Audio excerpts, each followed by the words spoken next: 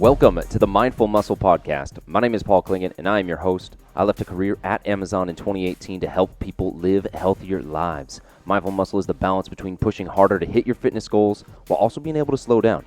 We'll talk all things training, nutrition, and recovery, while also highlighting the importance of mindfulness, slowing down, and taking care of mental health and performance. You'll hear from doctors, authors, athletes, coaches, entrepreneurs, and thought leaders in the health and wellness space. And you'll hear from me as an athlete, trainer, nutrition, and personal performance coach as I share my thoughts and experiences that are helping my clients and myself get better each and every day. What's up, everyone? Welcome to the Mindful Muscle Podcast.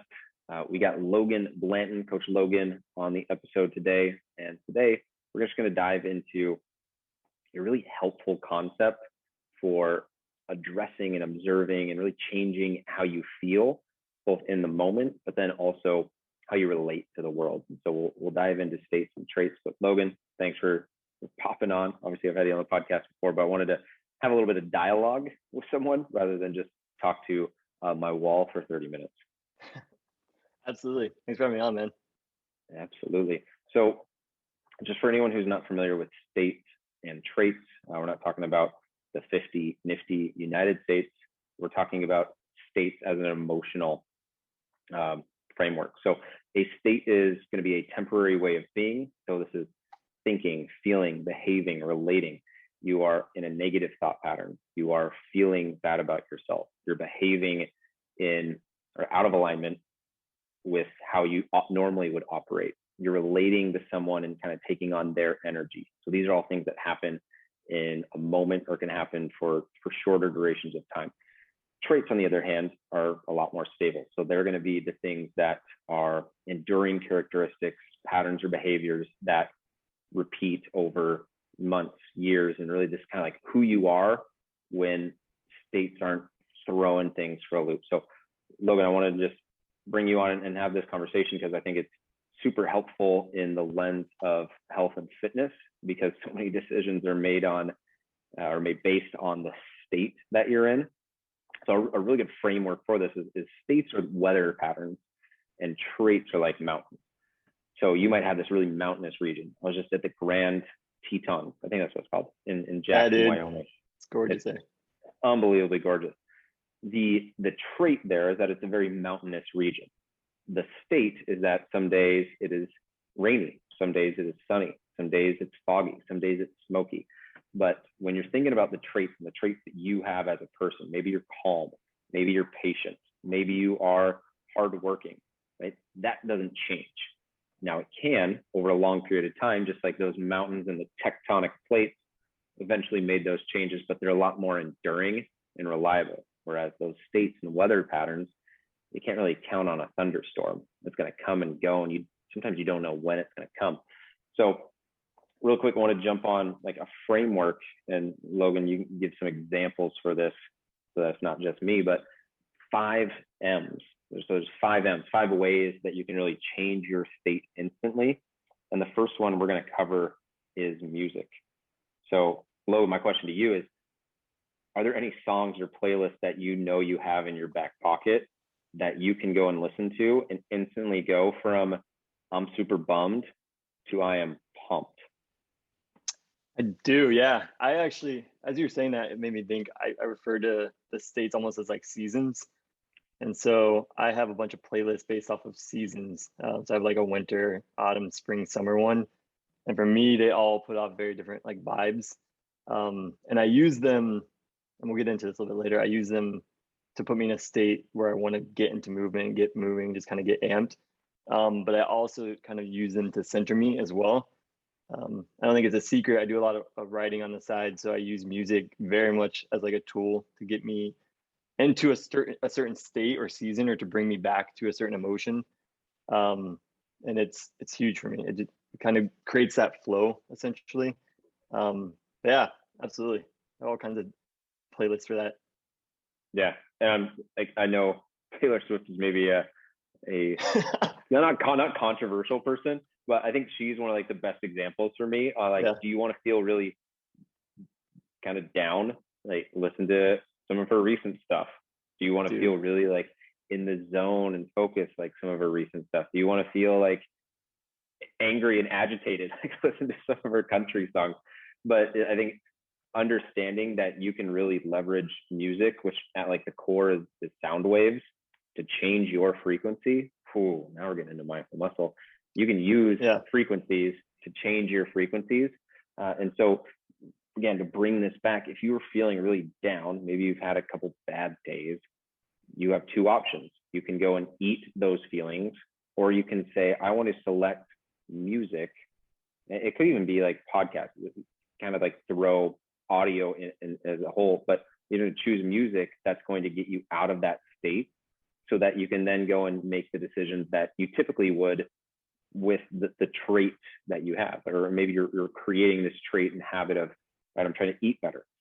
Well, you can go into a 3-day hole, or you can recognize that you're going into the hole and that there's a lot of clouds over your day.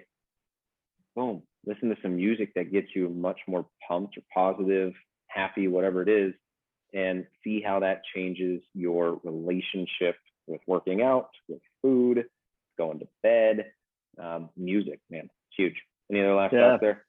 Yeah, first off, love some T Swift. I just got sent a meme recently where it was a picture of The Rock next to a picture of T Swift, and it was like what guys actually look like in the gym and then what their headphones are listening to. And yeah, perfect. But no, I actually I was in Nepal for a couple months, and they have these sound bowls there, which like you see them in a lot of yoga classes or meditation classes where you're like swirling around the bowl and it creates this frequency essentially. And they believe it's kind of a cool aspect of music too. They put off different notes essentially, or different frequencies. And so it's kind of like going into like the wizard shop in Harry Potter where like the bowl chooses you. Because you go around and like you're playing the different bowls and they all put off these different like frequencies essentially, and some of them resonate with you and some of them don't. And the ones that do resonate with you, at least in that culture, they believe like resonate with the chakra that you want to like fulfill or improve.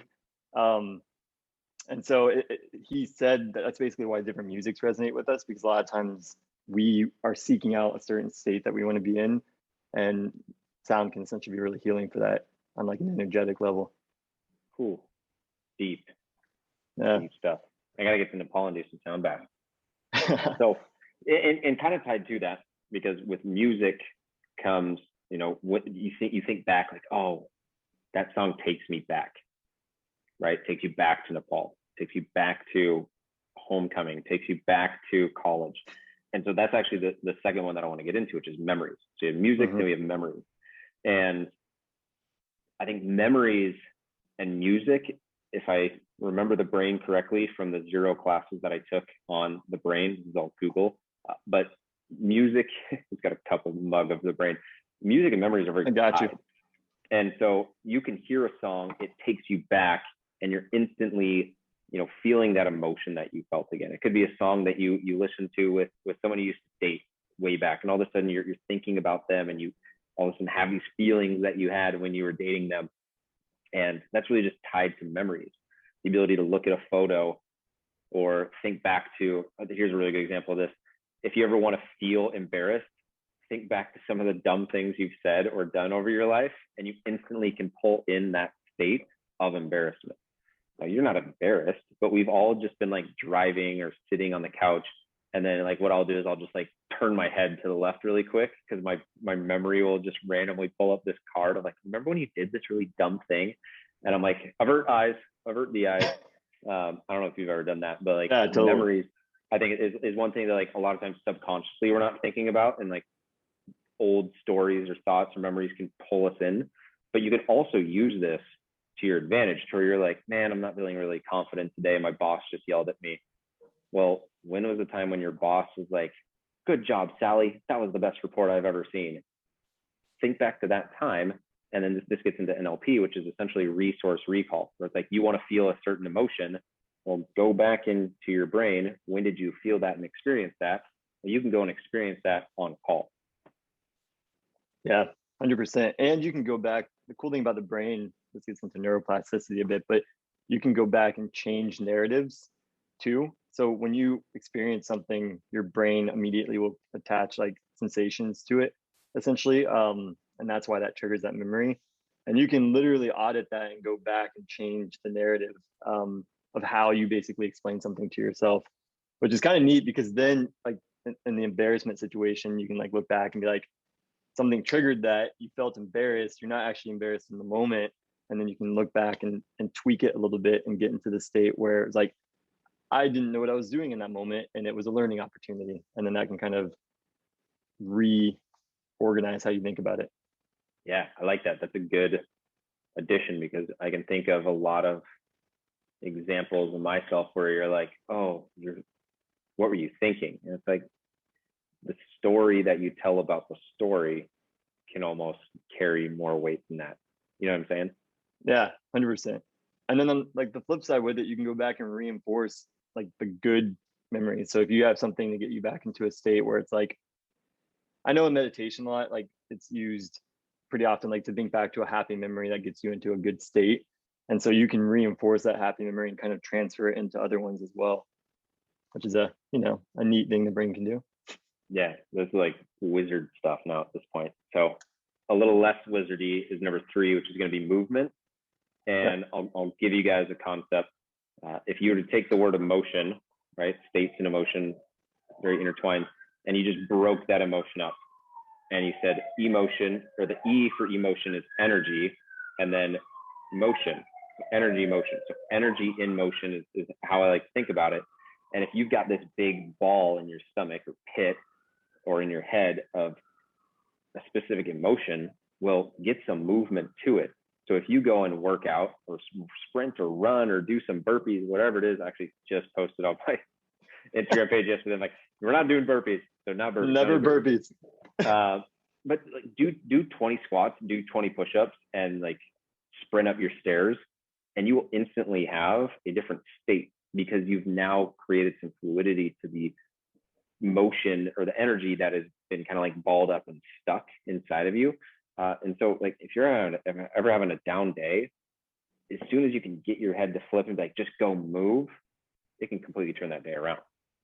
Yeah. Oh yeah. I've had that day more times than I can count, where you're feeling really shitty, you just land in a gym and you just move, and suddenly that energy gets transferred into action, and then you get rid of those negative emotions.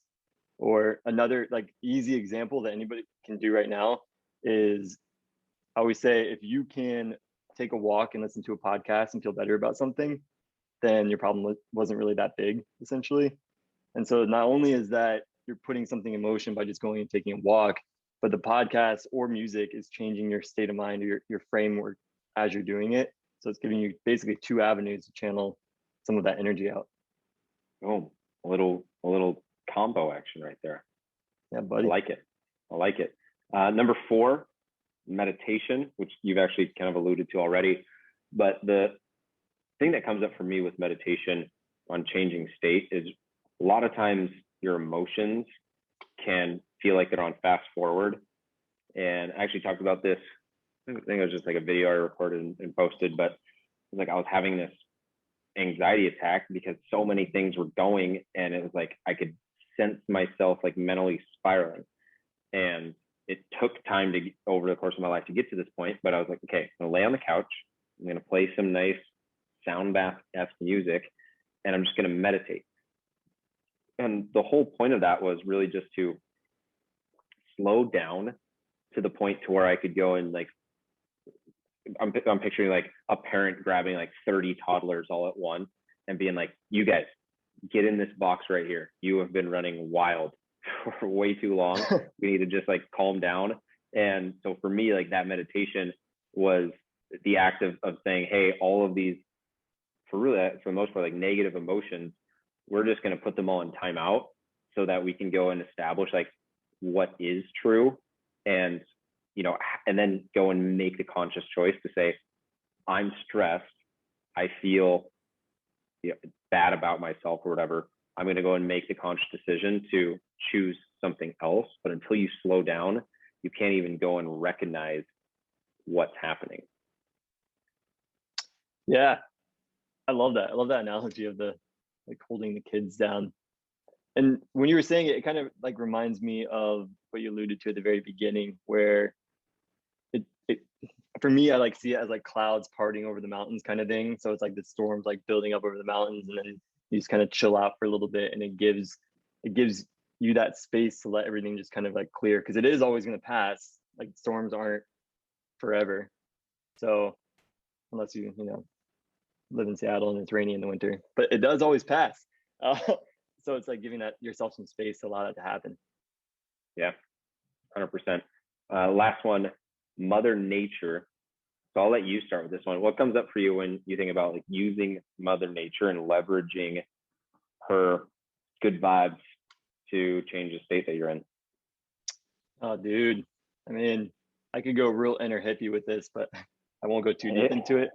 Hippie it out, man. You're the hiker. Yeah, I mean, it's everything for me. It's a reconnection. Again, like you can go down to a deep energetic and cellular level, but generally speaking, it's more of a connection with this. For me, it's like a primal thing, and I think for a lot of us, it can be that way.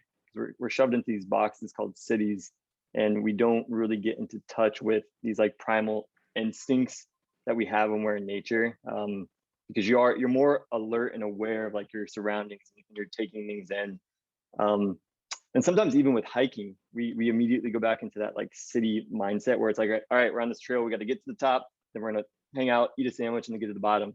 Versus like just kind of taking it in and not even caring necessarily if you get to where you want to go, and just observing everything around you. From a visual standpoint, it causes you to use like all of your periphery vision, versus like in the modern world, we're very just kind of like unidimensional with that. So even just by doing that, there's science out there that like when you're using all of your field of vision, that alerts different parts of your brain and essentially calms you down. Because when you're in this like unilateral space all the time, you're not so aware of everything that's going around. So like you have this thought in the back of your mind on a nervous system level that there's something else going on around you, essentially. And then yeah, just on like a cellular level. So when it comes to breathing, essentially, your breath rate can slow down significantly outside. And then, not to get too science on it, but essentially it's just fresh air. It's better for your lungs, and it's easier to expand and then exhale. And then I don't know the science behind it, but I'm a big quote unquote earthing guy, and just getting dirty and just being outside, get like your shoes off, just kind of hang out for a while. I don't have the science for it, but essentially I just know that it connects us with something that's a little bit more primal.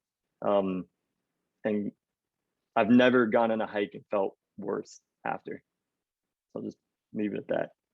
Yeah, dude, whether it's primal or just like connecting with something that is way bigger than us and recognizing that whatever our problems are, whether they're big or small, for me, I'm in San Diego now, I can walk along the beach and realize how big the ocean is and how big Earth is. And like that right there is going to change my state. All of a sudden I'm slowed down. I see the waves crashing. I've got, this beautiful scenery around me can kind of slow you down and put things in perspective to where it's like, this weather pattern that I'm choosing internally really isn't serving me, isn't really valuable.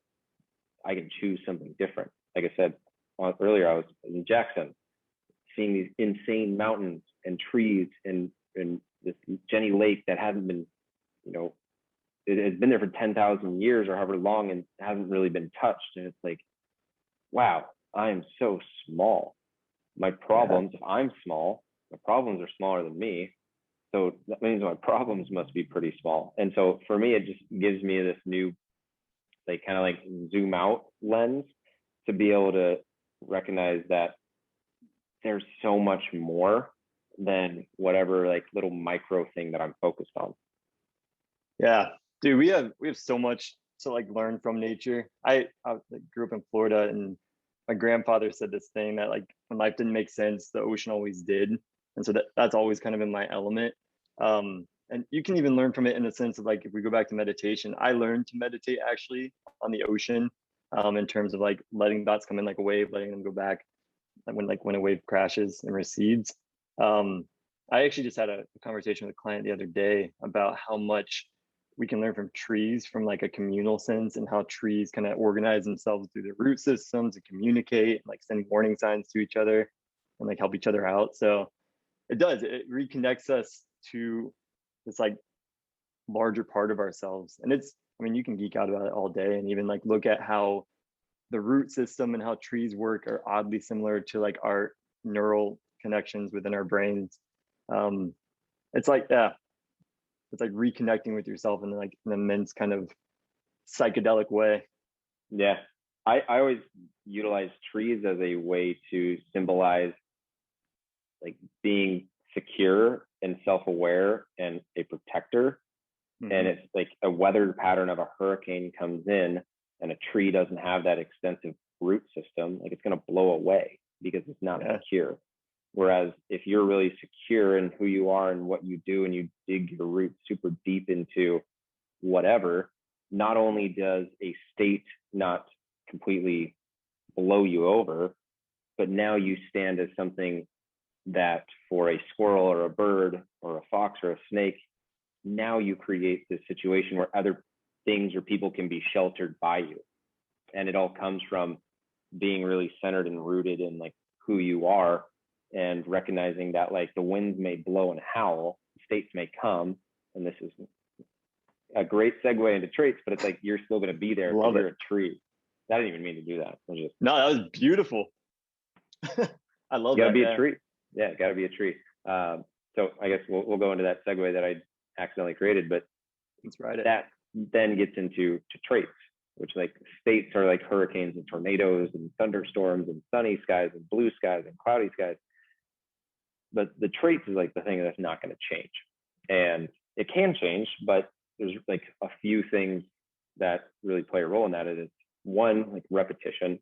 So if you have a pattern behavior, and that's just like how you've always been, like at your core, you might be like a really fiery, high energetic person. You'll still be that, but you can definitely change how that presents itself, right? And you can have a trait of patience, or of being calm, or of being thoughtful. Like you can still be like a high energy person, but then add on a trait of patience to that. You know what I'm saying? Yeah.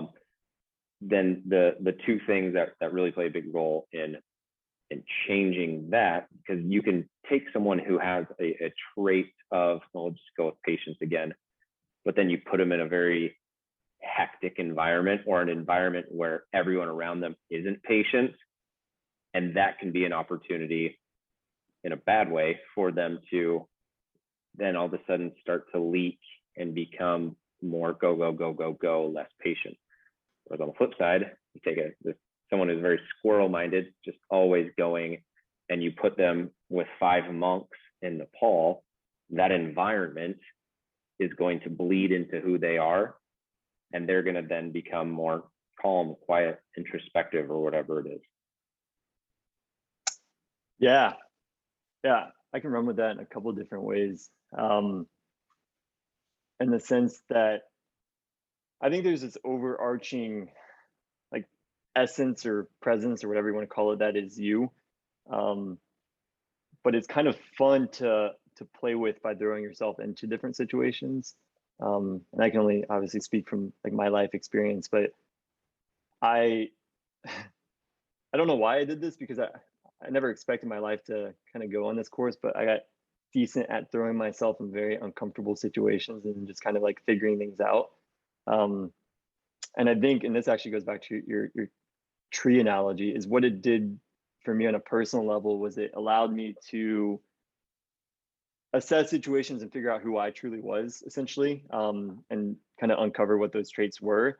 And some of them were situations that I totally like jived with, and they like uncovered layers of me that I didn't even know existed.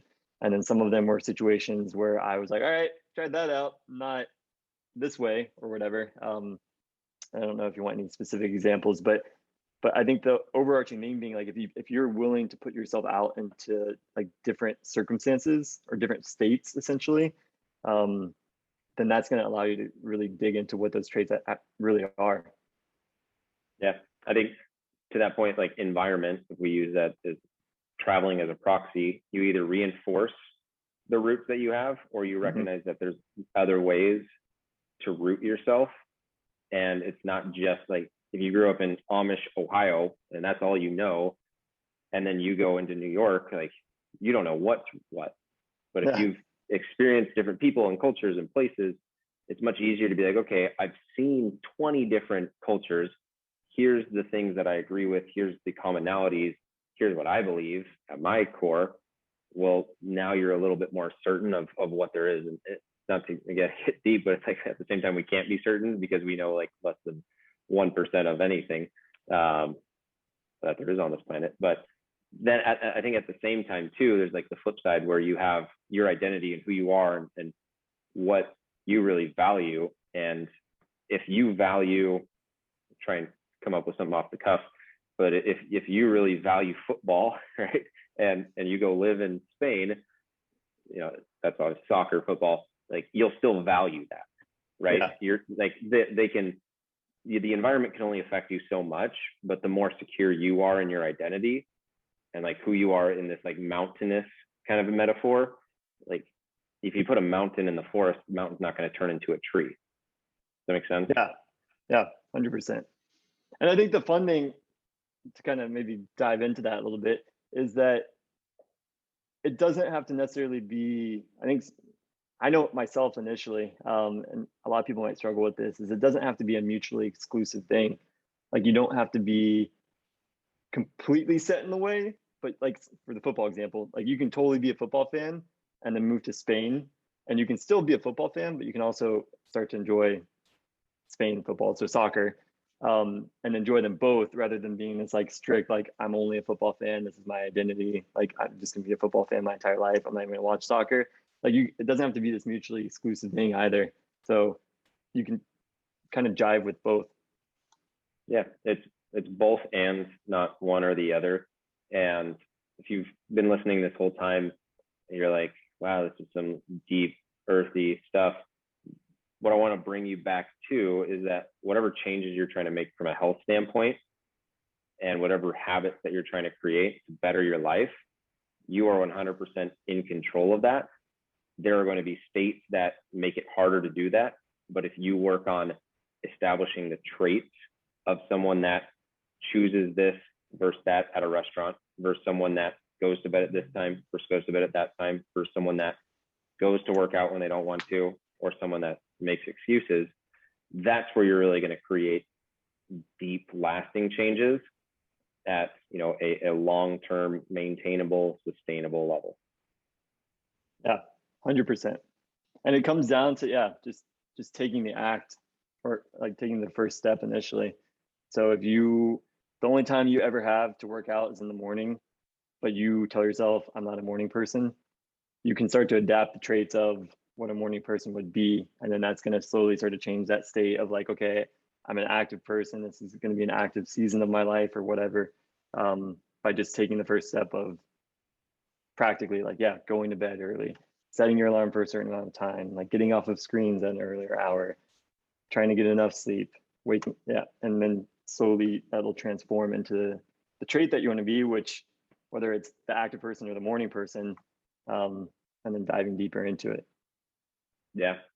You know what else is the first step? Tell me. The first step that someone would take if they wanted to work with you or I, which is reach out via email. Yes. Or the website or social media. So my email is paul@elementalcoachingproject.com. Logan's is, I think you're Logan B now. Yeah, we changed you over at elementalcoachingproject.com.